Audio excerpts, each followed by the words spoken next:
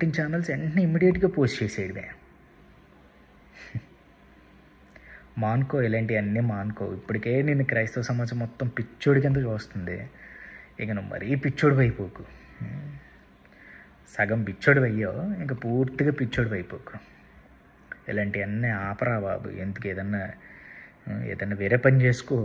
నీకు చేత కానప్పుడు ఎందుకు? టిప్స్ అంట, టిప్స్. ఈడు మోకం.